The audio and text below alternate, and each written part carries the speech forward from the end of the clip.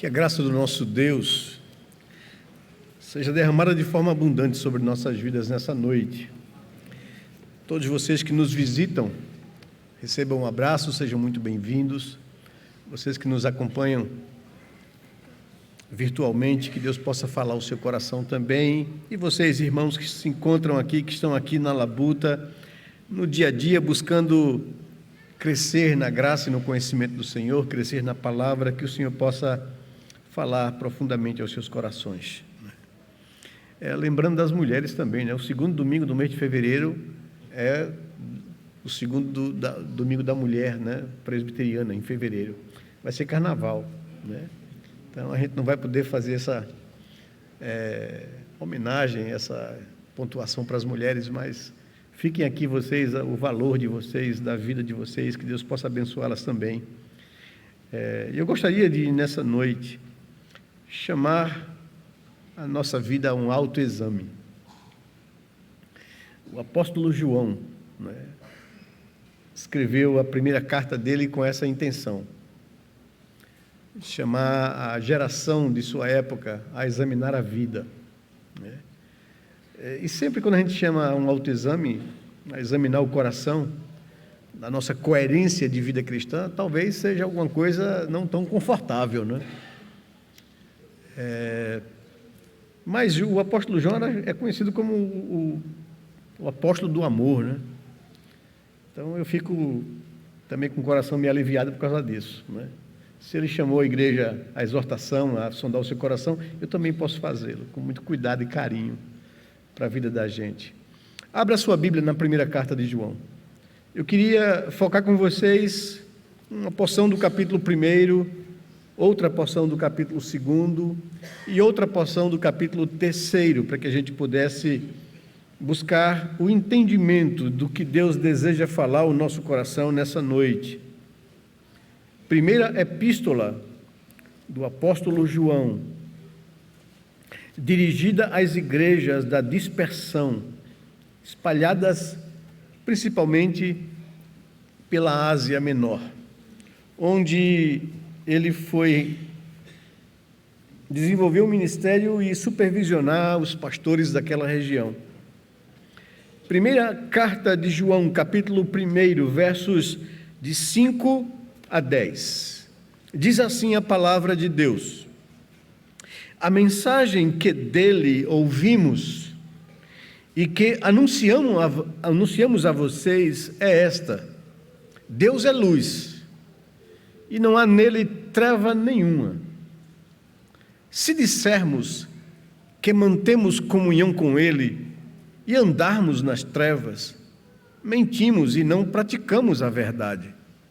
Se andarmos na luz como ele está na luz, mantemos comunhão uns com os outros, e o sangue de Jesus, seu Filho, nos purifica de todo pecado. Se dissermos que não temos pecado nenhum, a nós mesmos nos enganamos e a verdade não está em nós. Se confessarmos os nossos pecados, ele é fiel e justo para nos perdoar os pecados e nos purificar de toda injustiça. Se dissermos que não cometemos pecado, fazemos dele um mentiroso e a sua palavra não está em nós. Capítulo 2, versos de 1 a 6, nos diz: meus filhinhos, escrevo-lhes estas coisas para que vocês não pequem. Mas se alguém pecar, temos um advogado junto ao Pai, Jesus Cristo, o justo. E ele é a propiciação pelos nossos pecados, e não somente pelos nossos próprios, mas também pelos do mundo inteiro. E nisto sabemos que o temos conhecido, se guardamos os seus mandamentos. Aquele que diz, eu conheço, mas não guarda os seus mandamentos, é mentiroso. Esse é mentiroso e a verdade não está nele. Mas quem guarda a sua palavra, nele verdadeiramente tem sido aperfeiçoado o amor de Deus. Nisto conhecemos que estamos nele. Quem diz que permanece nele, esse também deve andar assim como ele andou. E o capítulo 3, verso 7, ao verso 10, nos diz assim: filhinhos, não se deixem enganar por ninguém. Aquele que pratica a justiça é justo, assim como ele é justo. Aquele que pratica o pecado procede do diabo, porque o diabo vive pecando desde o princípio. Para isto se manifestou o Filho de Deus, para destruir as obras do diabo. Todo aquele que é nascido de Deus não vive na prática de pecado, porque nele permanece a semente divina. Esse não pode viver pecando, porque é nascido de Deus. Nisto são manifestos os filhos de Deus e os filhos do diabo. Todo aquele que não pratica a justiça não procede de Deus. E o mesmo vale para aquele que não ama o seu irmão. Vamos orar, nos colocar diante do Senhor mais uma vez, pedir que o Senhor nos use de graça e misericórdia e fale ao nosso coração nessa noite. Pai amado, nós estamos aqui em Tua presença, acabamos de ler e ouvir a Tua palavra, e nos achegamos ao Senhor com sinceridade de coração, pedindo que o Senhor nos fale. Ajuda-nos, ó Senhor Deus, a examinarmos o nosso próprio coração, a olharmos para a nossa própria vida e avaliar, perceber, colocar diante do Senhor, pedindo que o Senhor nos sonde, nos conheça, veja se há em nós algum caminho mau, nos corrija e nos guie pelos Teus caminhos, que são verdadeiros e retos. Ajuda-nos, ó Senhor Deus, a viver coerentemente a nossa vida cristã. Ajuda, Senhor Deus, a tratar e trabalhar a nossa natureza, o nosso coração caído, que tem tantas tendências viciosas no pecado. Ajuda-nos, ó Senhor Deus, de forma tranquila, serena, nos colocar diante do Senhor, para que o Teu Espírito sonde e examine o nosso coração. Para que saímos daqui, Senhor Deus, conscientes de vivermos uma vida para Ti. Abençoa-nos, usa de graça e misericórdia com as nossas vidas. Lava-nos dos nossos pecados, cubra-nos com o sangue do Teu Filho, purifica-nos, ó Senhor Deus, para que possamos gozar alegria e paz na Tua presença. É o que nós Te pedimos em oração, em nome de Jesus. Amém, Pai amado. Amém. Hoje em dia nós observamos um descompasso entre o conhecimento da verdade teológica, histórica, e a vida cristã. Percebemos que há uma crescente onda de despertamento das doutrinas da graça, sem, contudo, essas verdades maravilhosas resultarem em transformação e mudança nas questões práticas da vida. Às vezes a gente fica chocado com isso. E como é que pessoas que despertam interesse por essas verdades, que até mesmo estudam essas verdades, dominam essas verdades, debatem essas verdades, sabem bem defendê-las, mas em algumas áreas da sua vida não conseguem aplicar essas verdades para transformar, para vencer áreas onde o pecado domina na sua vida. Cada vez mais nós temos percebido isso. Pastores que socorrem pessoas no aconselhamento, pastores que percebem situações de crise, cada vez mais nós nos chocamos ao perceber isso, que o conhecimento de determinadas verdades que deveriam transformar a vida, muitas vezes, fica só no campo do conhecimento teórico, e não leva a pessoa à transformação prática da sua vida. E essa incapacidade de fazer um exame mais honesto dessas discrepâncias na vida nos assusta. Por isso o texto da primeira carta de João é tão urgente, por isso eu quis trazer para a nossa reflexão nessa noite. Ele nos chama a um autoexame. Toda a primeira carta de João é isso. Ele nos chama a olhar para a nossa própria vida, se ela anda coerentemente com aquilo que nós afirmamos crer. A primeira carta de João ela foi escrita nas últimas 3 décadas do primeiro século. A partir do ano 67, quando a perseguição, o incêndio de Roma, e há uma perseguição generalizada contra o cristianismo. E há uma sedição lá na Judéia, onde judeus se levantam contra o Império Romano. Jerusalém é cercada e no ano 70 ela é destruída. E é nesse período que muitos dos apóstolos e a igreja saem na dispersão, saem de Jerusalém. E a partir do ano 70, judeus e cristãos são expulsos daquela região e vão por todo o mundo. João, o apóstolo, a essa altura, quando escreve essa carta, que foi escrita após os anos 70, entre os anos 80 e 90, ele se encontra como um bispo, como um pastor que supervisiona as igrejas na Ásia Menor. É de lá que ele escreve as suas 3 cartas a essas igrejas, aos cristãos na dispersão. É de lá que ele escreve o Apocalipse também, ou não escreve, mas dirige as igrejas daquela região. João provavelmente está nessa situação, nessa época. A gente percebe que ele escreve aos cristãos da dispersão, tanto as cartas como o Apocalipse, a cristãos de Éfeso, de Esmirna, de Pérgamo, de Tiatira, de Sardes, Filadélfia, Laodiceia e outras cidades. Nós encontramos isso no conteúdo do Apocalipse, no começo da revelação de João. Ele escreve a uma geração de crentes que não conheceu Jesus particularmente ou pessoalmente. Poucos eram aqueles que tiveram aprendido direto de Cristo.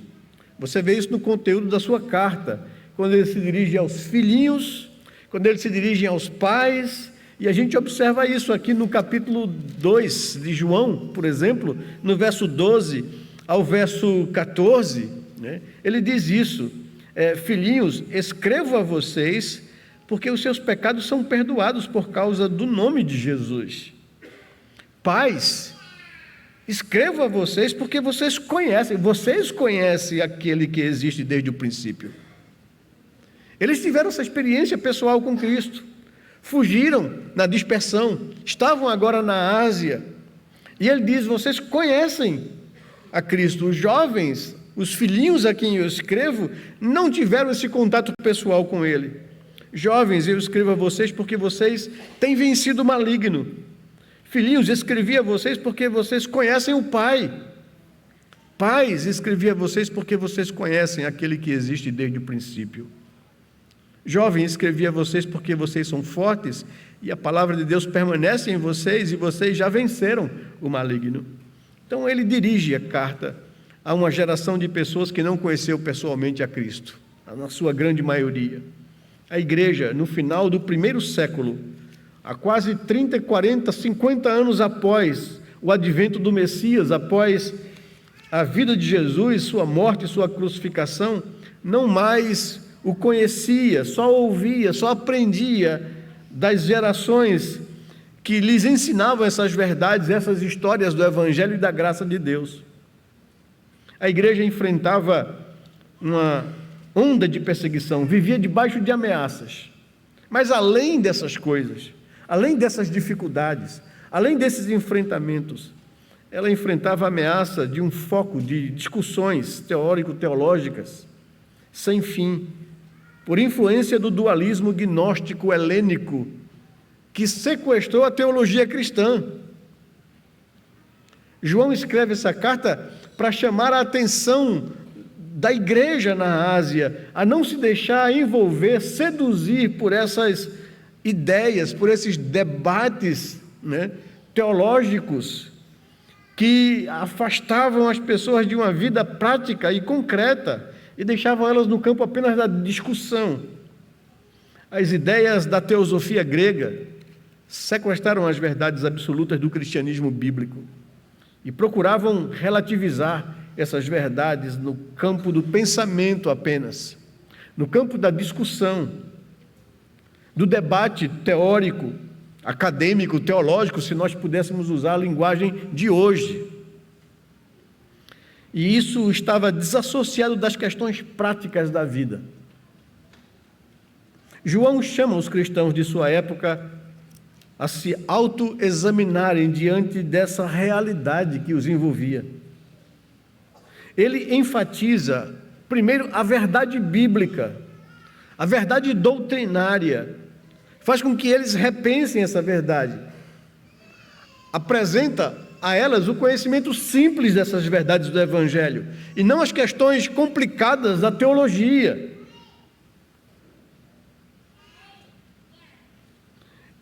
Ele apresenta que essas verdades simples do Evangelho, elas têm por consequência prática a mudança de vida. A mudança da ética nos meus relacionamentos. E há uma devoção fervorosa no lugar da frieza e da indiferença, apenas da discussão do conhecimento.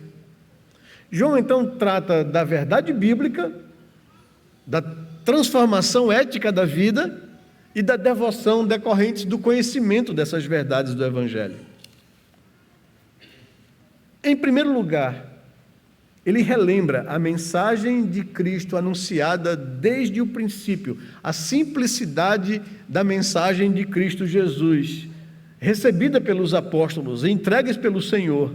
Ele começa no capítulo 1 aqui, no verso 5, afirmando que a mensagem que dele ouvimos e que anunciamos a vocês é esta, é simples. Deus é luz e não há nele treva nenhuma. É isso que nós aprendemos dele. Ele está colocando essa verdade simples porque algumas questões de vida prática incoerente com o Evangelho estava envolvendo, dominando a vida das pessoas, dos seus leitores, dos seus ouvintes. O que significa? O que isso implica em nossa vida prática? De Deus ser luz e não há nele treva alguma. A implicação dele, continua no seu raciocínio, é se dissermos que se ele é luz e que não há nele trevas, e se dissermos que o conhecemos, se dissermos que mantemos comunhão com ele, o verso 6, e andarmos em trevas, mentimos e não praticamos a verdade. Perceba que João está chamando os seus leitores a essa coerência. Se eu conheço a Cristo, se Deus é luz, se eu digo ter comunhão com Ele, se eu digo ser nova criatura, e eu andar em trevas, isso não pode ser verdade. Eu estou mentindo.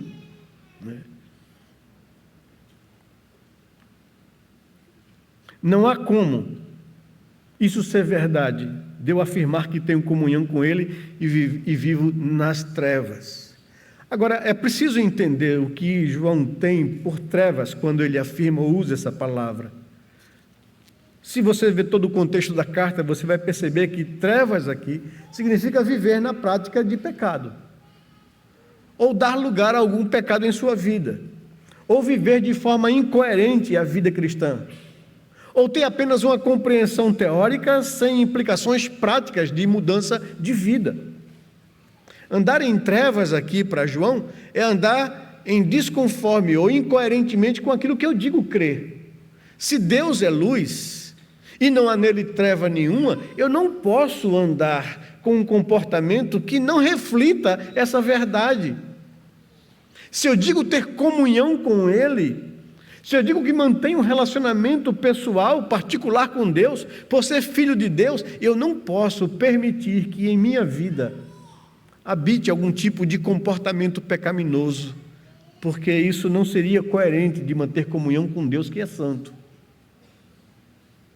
Essa é a reflexão de João. Manter comunhão com Deus implica em ter uma vida que o agrade, onde Deus tenha prazer em mim. É isso que ele está dizendo. Eu não posso dizer que tenho essa comunhão íntima com Deus se eu vivo dando espaço a algum tipo de pecado em minha vida. Manter comunhão com Deus, manter comunhão uns com os outros. Veja o versículo 7. Se andarmos na luz, como Ele está na luz, nós mantemos comunhão com Ele e, consequentemente, mantemos comunhão uns com os outros.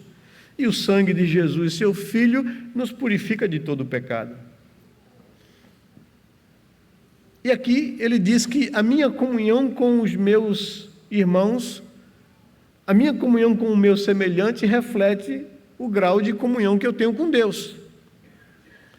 E aí eu me pergunto, como é que anda a nossa comunhão com o nosso cônjuge?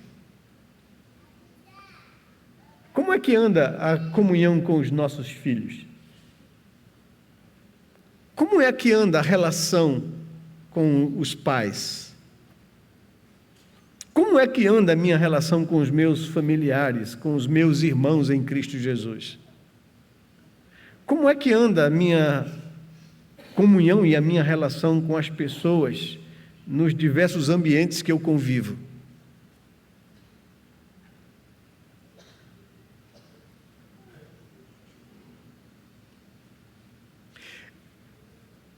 João fala alguma coisa que nos ajuda a entender do que ele está falando, porque ele diz o seguinte, que andar na luz é não viver, andar com Deus, ter comunhão com Deus, é não viver em trevas, ou não permitir que se instale a minha vida determinados comportamentos pecaminosos que desagradem a Deus.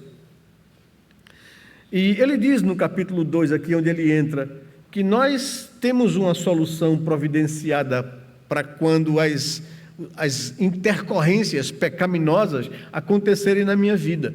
João não está pensando que viver uma vida na luz, em comunhão com Cristo, signifique uma vida perfeita e sem pecado. E aqui a gente precisa entender o raciocínio dele. Ele diz o seguinte, no versículo 8, ao versículo 10, que ao mesmo tempo, se nós afirmarmos que não temos pecado nenhum, a nós mesmos nos enganamos e a verdade não está em nós. Veja, e aqui confunde a cabeça de muitos de nós, né? Se eu digo ter comunhão com Deus, se Deus é luz, e eu digo ter comunhão com Ele e ando em trevas, eu estou mentindo e não praticando a verdade. Mas se eu afirmo que não tenho pecado nenhum, eu estou também mentindo e me enganando.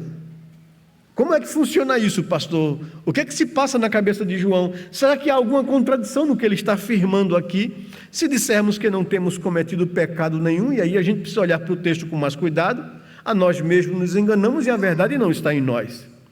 Porém, se confessarmos os nossos pecados, Ele é fiel e justo para nos perdoar os pecados e nos purificar de toda injustiça. Se dissermos que não temos cometido pecado, fazemos dele mentiroso, e a sua palavra não está em nós. Como é que a gente desenrola esse nó? Como é que a gente entende isso? E a gente percebe uma coisa aqui, que andar em trevas aqui não é... Deus é um ser transparente e Ele é luz, Ele é verdadeiro. E o que Ele requer de mim é ser uma pessoa verdadeira e honesta na minha relação com Ele. Andar em trevas seria então eu andar mascarando a minha relação com Deus e a minha relação com as pessoas. É eu tentar vender para as pessoas uma imagem que não é a imagem real da minha vida.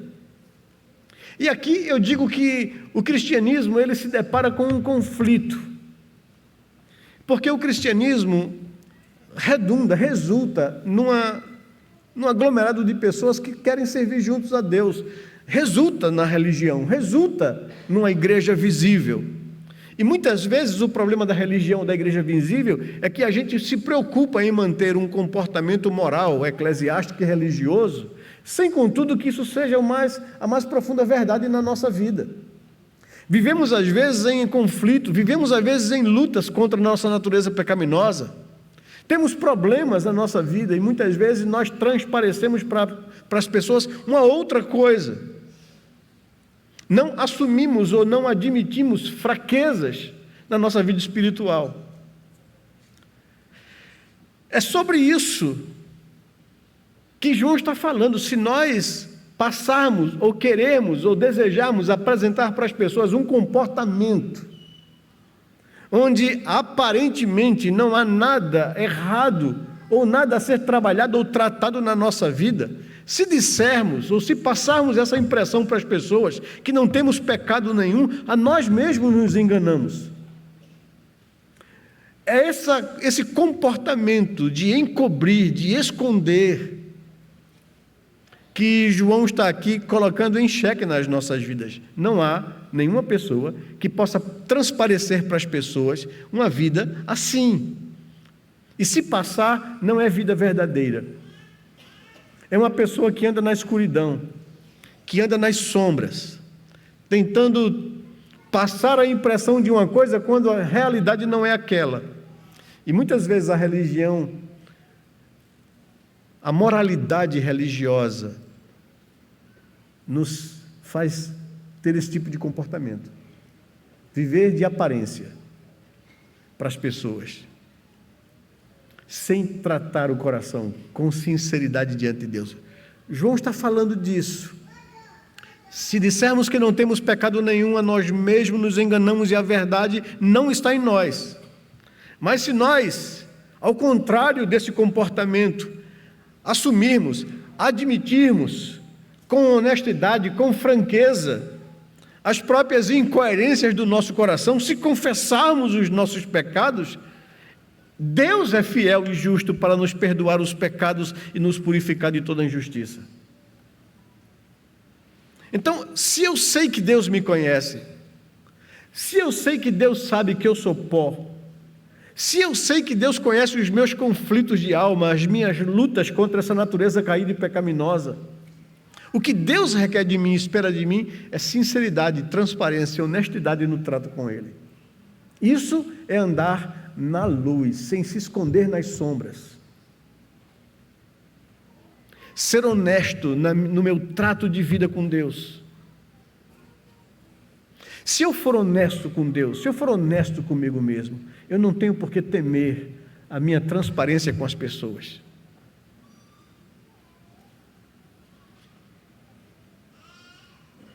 É por isso que ele fala que se andarmos na luz como Ele está na luz, nós manteremos comunhão sincera uns com os outros. Nós não precisaremos mascarar para as pessoas uma coisa que nós não somos. Porque eu compreendo que o meu desafio é ter uma relação com Deus, que cristianismo é ter uma relação com Deus, não uma relação de moralidade religiosa para as pessoas verem.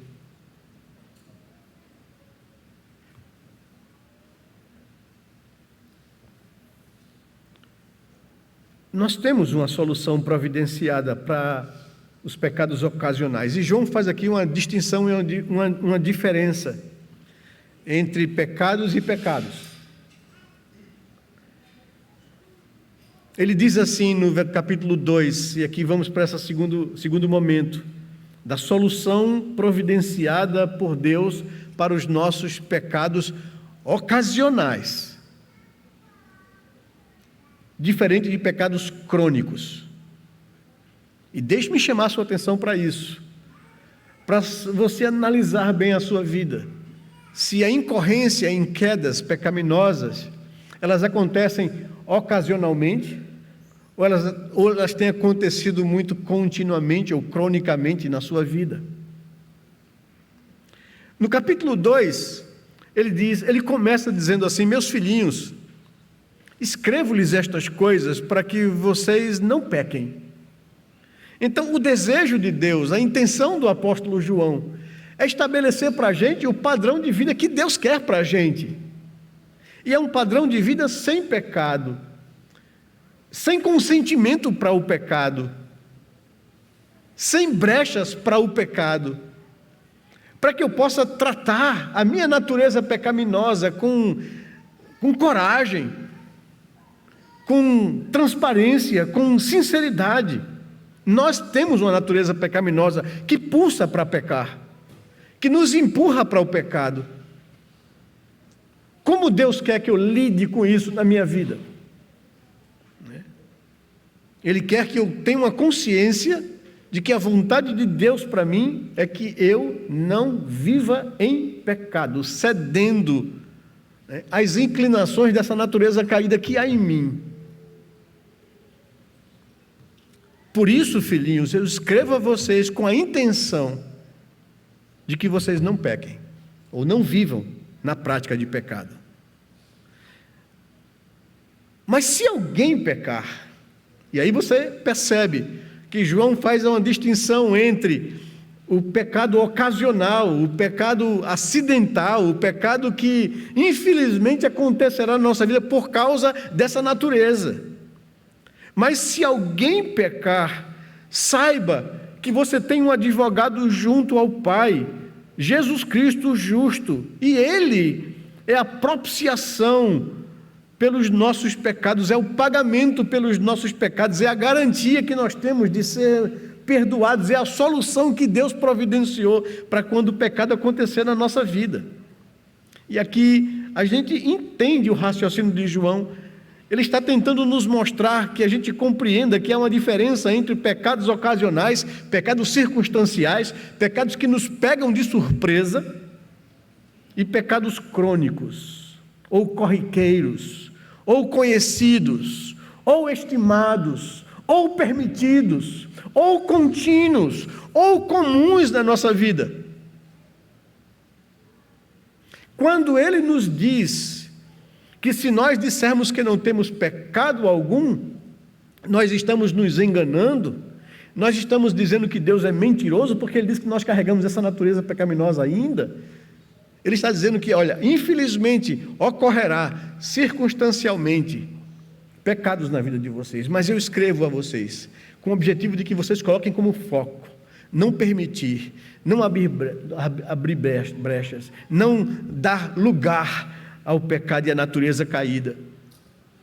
Se acontecer pecado na vida de vocês, e essa é a intenção do capítulo 2, que sejam coisas circunstanciais, que sejam coisas que peguem vocês de surpresa, que não sejam coisas crônicas, alimentadas, permitidas, acarinhadas por vocês.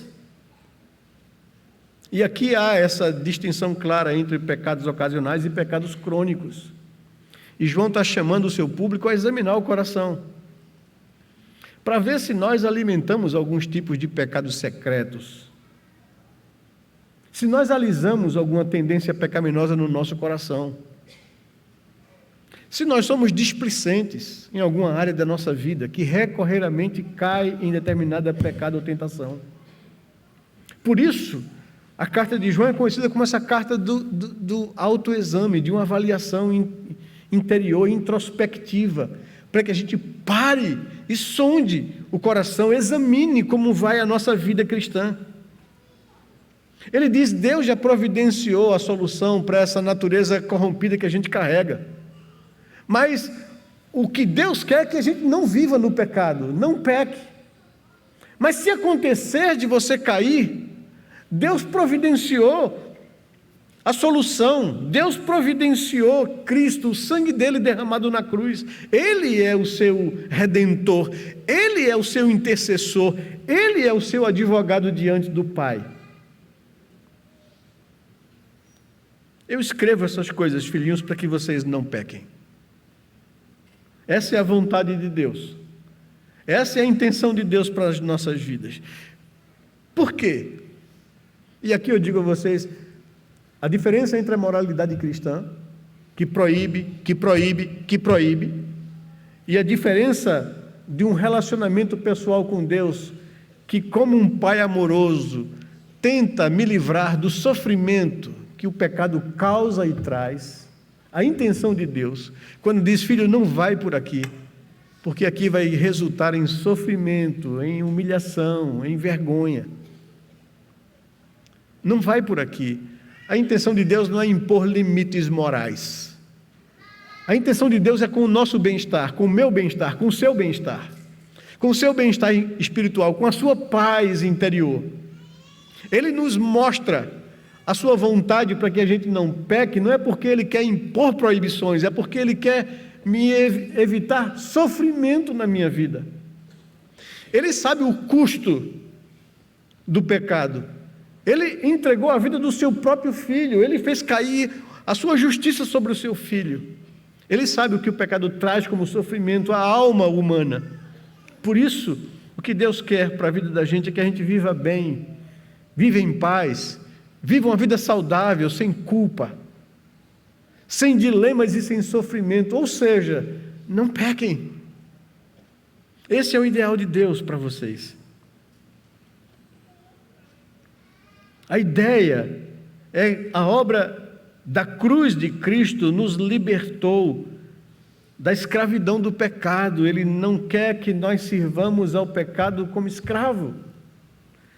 João capítulo 8, verso 34, nos diz: filhinhos, se o Filho vos libertar, verdadeiramente vocês serão livres. Libertar do quê? Livres do quê? Livres do pecado, da escravidão do pecado. Um crente, um cristão, alguém que nasceu de novo, não é mais escravo do pecado. É a afirmação de Paulo aos Romanos no capítulo 6, no versículo 6. Ele nos libertou para que nós não sirvamos mais ao pecado como escravos. Não permita que o pecado escravize você, escravize a sua vida. É essa a preocupação de João. Deus nos libertou da escravidão do pecado. Eu não tenho por que me sujeitar ao pecado em minha vida, porque eu sou livre. Porque se o Filho me libertou verdadeiramente, eu sou livre do pecado. Livre da escravidão do pecado. Para que nós não sirvamos mais ao pecado como escravo, no linguajar do apóstolo Paulo aos Romanos. O pecado passa a ser algo acidental e não mais algo crônico, comum, corriqueiro, que é permitido ou que é pacificamente aceito e convivo pacificamente com o pecado. A diferença de um cristão para uma pessoa que ainda não foi transformada ou liberta da escravidão do pecado, é que a pessoa que não foi liberta, ela vive pacificamente com o pecado. Um cristão pode até tropeçar e pecar, mas isso vai incomodar a sua consciência, isso vai perturbar a sua alma. E é isso que eu preciso avaliar na minha vida. Se algum pecado é permitido na minha vida, se eu abrir brechas para que aconteça algum pecado secreto que ninguém sabe, eu mesmo alimento na minha alma, e eu estou vivendo pacificamente com ele, João diz: preste atenção. Você precisa olhar isso com franqueza. Não se arvore no conhecimento teológico, teórico, sem que isso transforme a sua vida prática, ou lhe liberte de uma vida prática. Sem que isso mude a sua ética, o seu comportamento com as outras pessoas. Eu não posso viver pacificamente com o pecado no meu dia a dia. Eu não posso permitir determinada prática que eu sei que contraria a vontade de Deus. Se isso acontece em minha vida, tem alguma coisa que eu preciso rever em mim. Por isso, o apóstolo João está dizendo isso: meus filhinhos, eu escrevo-lhes essas coisas para que vocês não pequem. Se todavia, se por acaso alguém pecar, temos um advogado junto ao Pai. Deus providenciou uma solução. É Jesus Cristo, o justo, e Ele é a própria propiciação, o próprio pagamento pelos nossos pecados. E não somente pelos nossos, mas pelo do mundo inteiro. Então, se ocorrer de alguém pecar acidentalmente, ocasionalmente, temos um advogado, temos um redentor junto ao Pai, Jesus Cristo justo. Porém, o que me garante os efeitos de sua obra redentora e intercessora a mim, diz o verso 3. E nisto sabemos que o temos conhecido, que temos comunhão com Ele, que temos um relacionamento pessoal com Ele, se guardarmos os seus mandamentos. Observem isso. Sabemos que o temos conhecido se guardarmos os seus mandamentos, ou seja, se observarmos a sua lei, se obedecermos a sua palavra, se andarmos nela. João está ecoando o que ele já ensinou no Evangelho, no capítulo 14, no verso 21. Palavras de Jesus aos seus discípulos: aqueles que têm os meus mandamentos e os guarda, esse é o que me ama. E esse que me ama será amado por meu Pai. Eu também o amarei, eu me manifestarei a ele. Vejam, é isso que João está passando a uma geração que não conheceu esse ensino pessoalmente. Amados filhinhos, eu vos escrevo para que vocês não pequem. Se todavia vocês pecarem, vocês têm um advogado junto ao Pai, é Jesus Cristo justo, Ele é a própria propiciação e o pagamento pelos vossos pecados. Porém, para que vocês usufruam disso, para que vocês possam usufruir da redenção providenciada por Ele, para que vocês possam tê-lo como intercessor da vida de vocês junto ao Pai, quando vocês tropeçarem e caírem acidentalmente e ocasionalmente, confessem, não neguem, confessem. Ele é fiel e Ele é justo, e Ele vai perdoar os seus pecados e vai purificar você das injustiças praticadas. Mas você precisa, se você diz que Ele é luz e que tem comunhão com Ele, você precisa andar sinceramente e não nas sombras, e não nas trevas, e não na escuridão. Venha para a luz.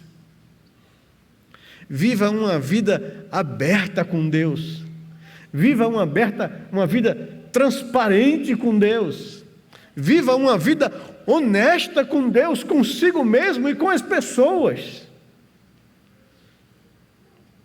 Não viva na escuridão, não viva no esconderijo, não viva no secreto.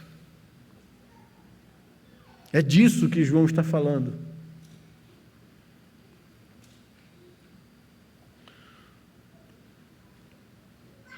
Sabemos que o temos conhecido se guardarmos os seus mandamentos, se observarmos os seus mandamentos, se levarmos em conta os seus mandamentos, se obedecermos a sua palavra, se andarmos nela. O contrário é incoerente com a verdade bíblica. Quem diz eu conheço, mas vive em pecado, pacificamente com o pecado, esse é mentiroso, nele não está a verdade. É o raciocínio de João no verso 4. Aquele que diz eu conheço, mas não guarda os seus mandamentos, é mentiroso, e a verdade não está nele.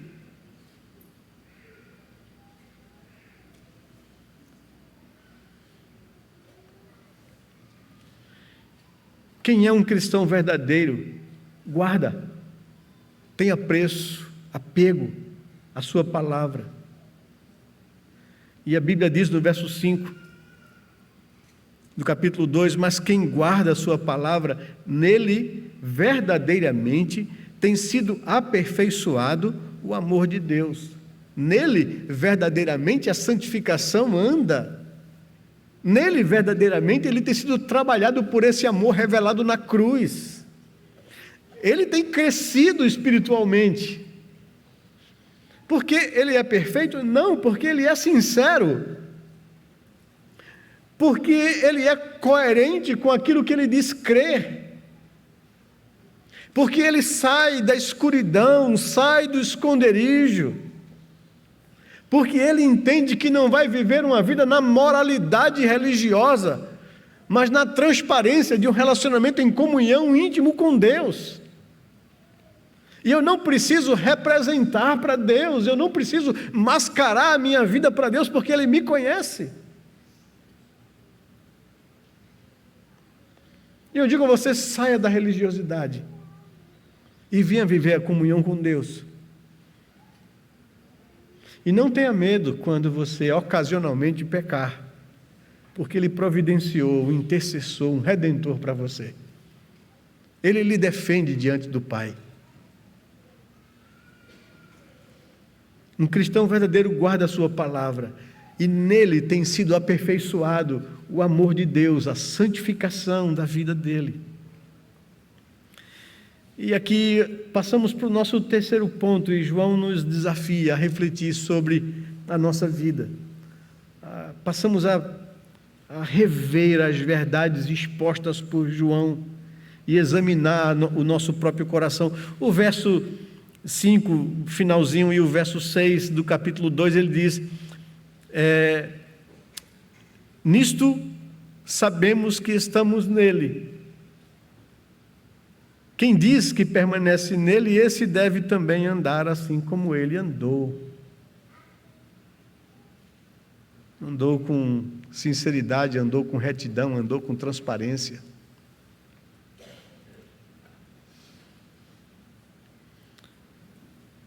Como saber se estou na verdade? Andar com Cristo, como Ele anda. E o capítulo 3 aí, então, vem corroborar essa palavra de exame. É como se fosse um grande intensivão espiritual. João está trazendo os cristãos a refletirem sobre as verdades simples do Evangelho, em vez de ficarem no dilema, na treta, na discussão, apenas do conhecimento teórico. Tragam a vida prática. O Evangelho é simples.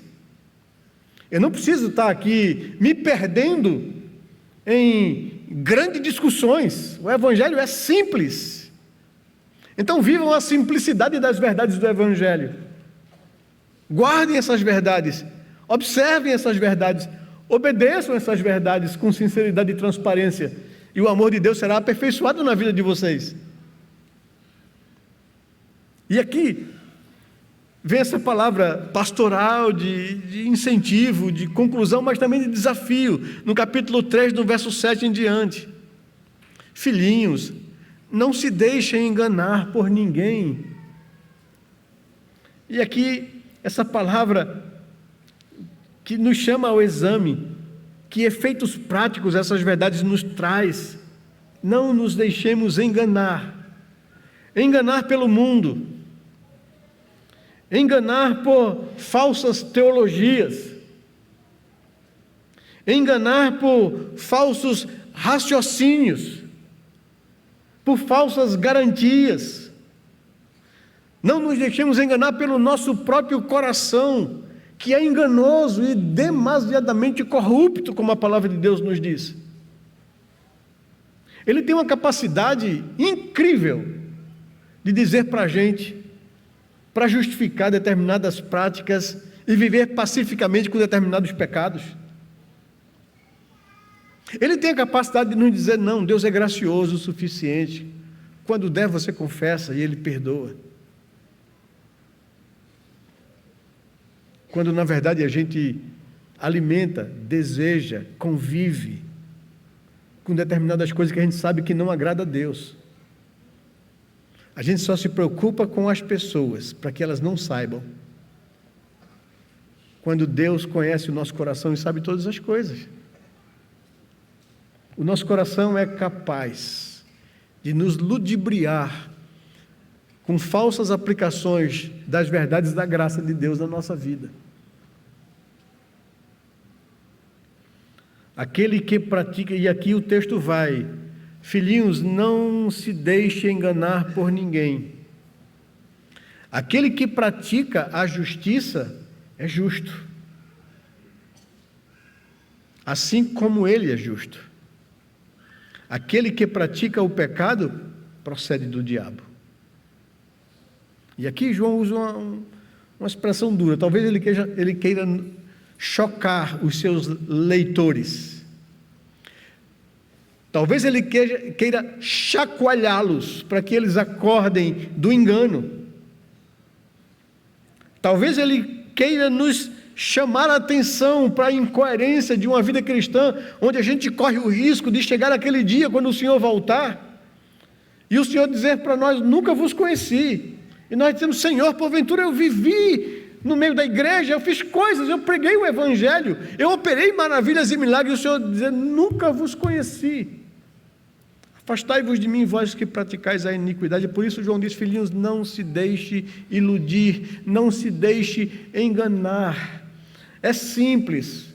A questão prática do Evangelho: aquele que pratica a verdade, que anda na verdade, é o justificado. Aquele que não vive na verdade é do diabo. Essa é a questão prática que eu posso avaliar na minha vida. Quais as verdades, o que a verdade do Evangelho tem produzido em mim?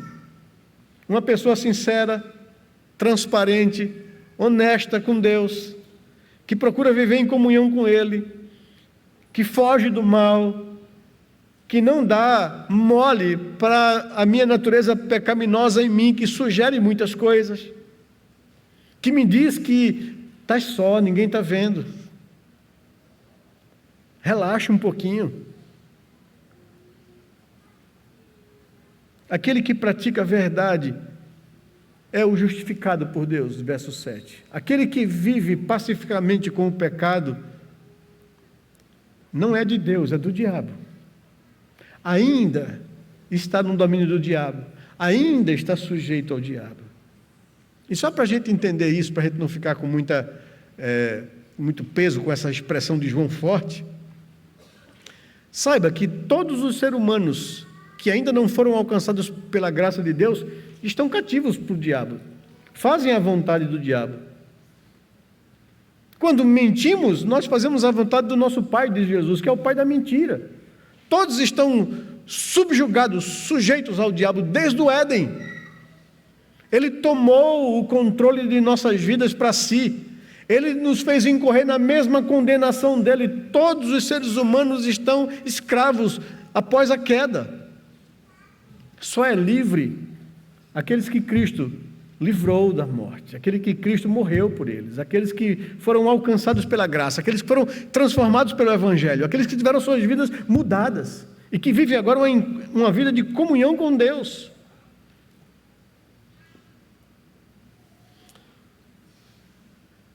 Jesus veio exatamente para destruir o que o diabo fez lá no Éden, nos tornando cativos dele.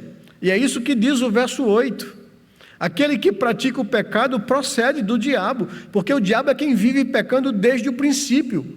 E foi exatamente para isso que se manifestou o Filho de Deus, que encarnou o Filho de Deus, para destruir as obras do diabo.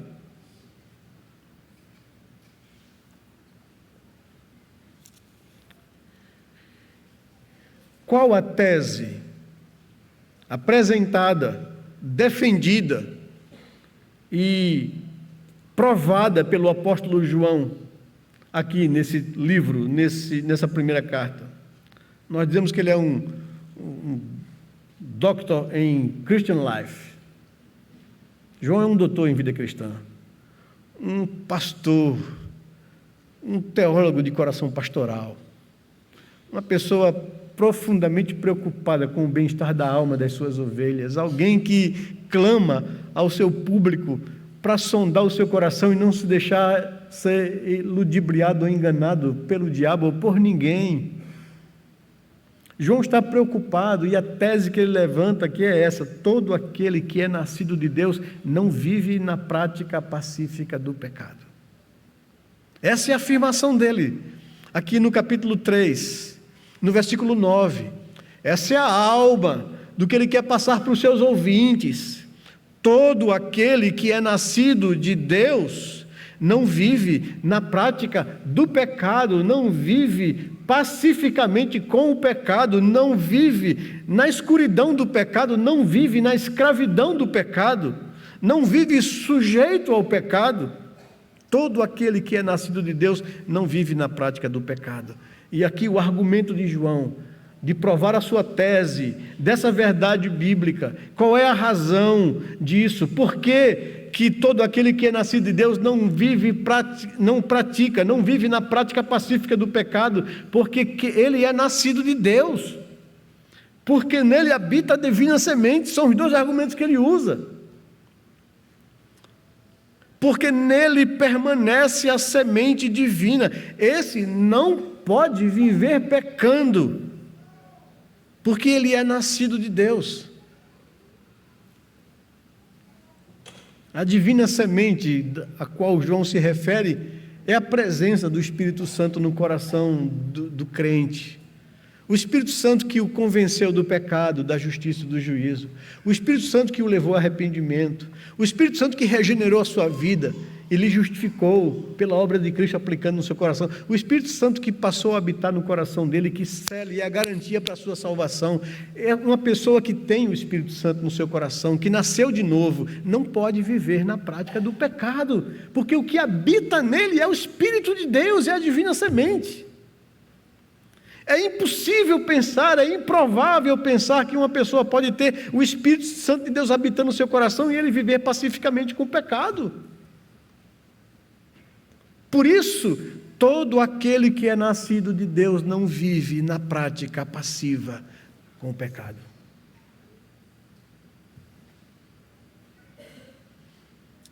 E aí ele conclui: nisto se manifesta quem é e quem não é filho de Deus. Aqui é o gabarito do exame espiritual que ele propõe para a gente. Como é que eu posso, ao me examinar, saber se eu nasci de novo, sou filho de Deus, se em mim habita a divina semente ou não? Como é que eu posso ser honesto o suficiente nesse autoexame? É me deparando com o espelho da palavra de Deus. Ela é a resposta a isso, não é a minha consciência, não é o meu coração enganoso, demasiadamente corrupto. É a palavra de Deus que vai ser a garantia, o suporte necessário para eu me examinar com transparência e sinceridade diante de Deus. Não para que eu me desespere se eu chegar à conclusão de que eu preciso rever a minha vida, mas para que eu tenha tempo e oportunidade para fazer isso.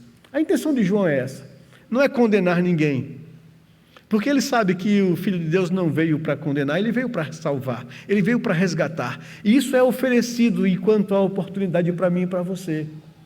Por isso, nós não devemos ter medo do autoexame espiritual, nós não devemos ter medo de ser confrontado com as verdades da palavra de Deus, e olhar se a nossa vida é coerente com aquilo que nós afirmamos crer. Porque todo aquele que é nascido de Deus não pode viver na prática passiva do pecado. Porque ele é nascido de Deus. E se ele é nascido de Deus, a divina semente, o Espírito Santo, habita o seu coração. E o Espírito Santo não pode conviver com o pecado. Ou você vai ser incomodado, muito incomodado quando você pecar, ou se isso não acontecer, se você convive pacificamente, se você alimenta pecados crônicos na sua vida, se você vive em secreto com determinadas práticas, tem alguma coisa errada que precisa rever na sua vida.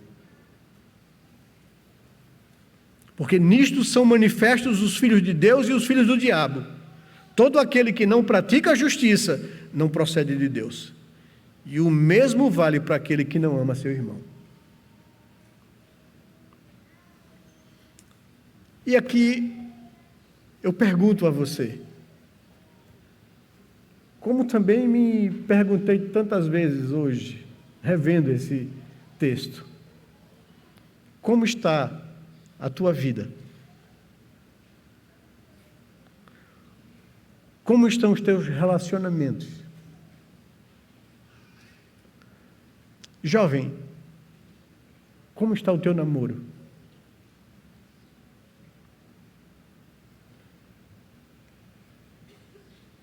Você se permite vir aqui para a igreja, cultuar a Deus, e depois na intimidade do seu relacionamento você se envolver sexualmente com a sua namorada, com seu namorado?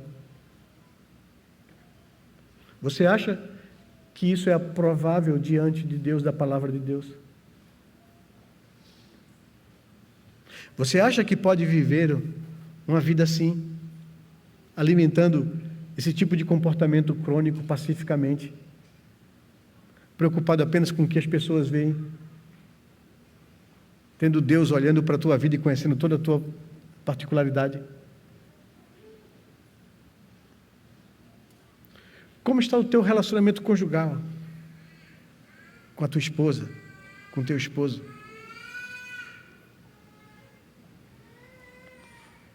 Como estão os teus negócios? Tua conduta profissional? Como está a tua mente? Cheia de que ela está? O que é que você tem permitido entrar na sua mente? Como estão os teus contatos nas redes sociais? Como você usa teu celular? Como estão os acessos a sites pornográficos?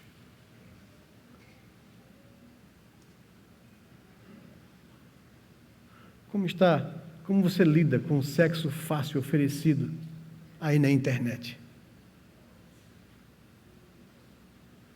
Como está a tua vida? É isso que João está preocupado em fazer com que os seus leitores se autoanalisem com sinceridade e com honestidade.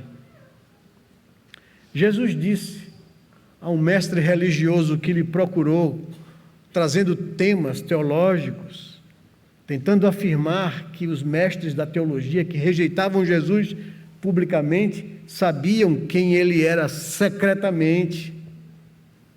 E o que é que Nicodemos ouve de Jesus?